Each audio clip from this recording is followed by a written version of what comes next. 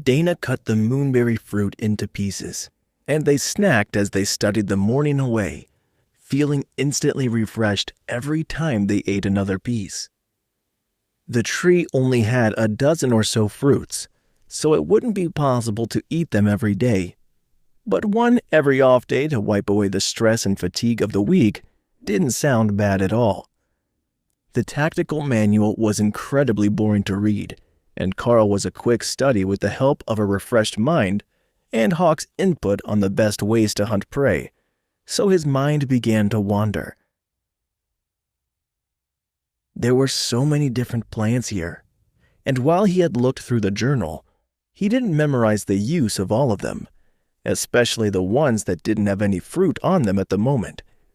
So he switched books, reading through the details of the journal on the greenhouse instead, and discovering that there were a lot more fruits like the moonberry. But most importantly, there were a variety of teas, tonics, and potions that could be made with the various plants, though some required a particular magical affinity. The previous resident had been what the seniors called a witch, and she had been quite adept at brewing potions. But Karl had very little experience with that. His kitchen at home wasn't big enough for more than one person to work in at a time, so he hadn't ever tried to usurp his mother's position making breakfast, and 2 of his meals a day were provided by the school and the mine, respectively, pre-cooked and ready to eat. That was one of the advantages of working a short shift in the mine yard after school. You got a guaranteed hot meal, and it would be portioned for a hard-working adult. As he searched through the textbook, he noticed that Dana was getting increasingly excited and beginning to glow slightly with some sort of magical effect. She had already learned one spell other than her initial magic since she arrived at the academy, and it looked like she was about to grasp another. He didn't actually know how fast spells were usually learned, but from the chatter in the common areas and cafeteria, it sounded like most of the students were still working on their initial spell, trying to master it before moving on. But according to the cook and the guard on the train, everyone had different capabilities. So maybe Dana was one of the fastest learners? The cook made it sound like he had never managed to get through even the basics of the spells he could have learned, due to a lack of aptitude. But she seemed to be the opposite. The easiest way would be to just ask. "You're really moving through the spells. On to a 3rd one already," Karl remarked. Dana looked up and smiled. "I've got an excellent memory, and while my power isn't as strong as some of the others, I am excellent at new magic. I had my first spell under control before we even left the train, but casting it twice was all I could do. Now I can get a 3rd casting in, or I can channel the fog slowly, but Gil, the strongest in our class, can cast 5 magic arrows at a time and do it repeatedly.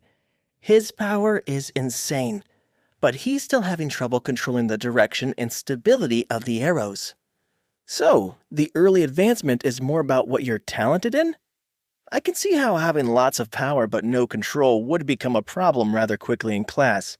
But having too little power, like the cook on the train, means that anything else doesn't really matter. They must have high hopes for you if they're setting you up to be a public figure, though," Karl suggested. Dana rolled her eyes. "The dance instructor said that it's because I'm a fast learner. You don't need to be really powerful to be famous, you need to be versatile. As long as I can make it to the upper end of Awakened before I graduate, it should be fine. But Ascended would be best, according to the choreography teacher." Karl chuckled, and Dana raised an eyebrow at him.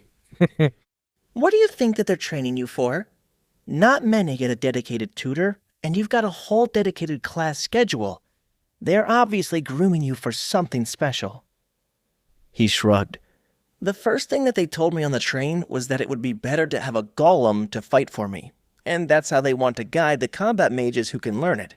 So they're probably hoping that I will join the military or the government to do monster control. I don't really have a skill set that is good for much except combat or scouting, so that's most likely the only thing that they could think to do with me. And it's a unique class, so I don't even fit into the regular courses. Dana thought about it for a while. Hawk learned another skill after you got him, right? I heard from the second-year mages that he can use wind barrier. Maybe you can teach him to use more skills, or you can learn to use more monster skills. That might make you more versatile. If you could do something like using the ability of the ascended version of that cooling aloe plant, you could heal wounds. That would make you into a top medic all on its own. Karl looked at the plant. That thing can heal wounds? Dana shook her head.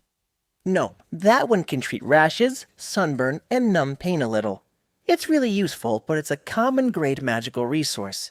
They sell it at the drugstore and in the supply room downstairs. There is a higher quality version of it, which can reach the ascended grade, and that one can actually cure all sorts of wounds, but not illnesses or disease. I saw it in a nature-related show. Karl's family didn't own a television, so he only ever watched what was on in public, and that was rarely a nature documentary. He had taken a few classes on magical botany, but they were pretty basic, and didn't really cover much on medicinal plants. They were more concerned with the ones that might kill you if you happened across them in the wilderness. Well, I don't know much about raising them, but maybe it's worth looking into how to improve the aloe plant up another rank so that it can treat more wounds. There are plenty of special plants here, but the guide that came with the greenhouse said that they're almost all edible ones, snacks for residents.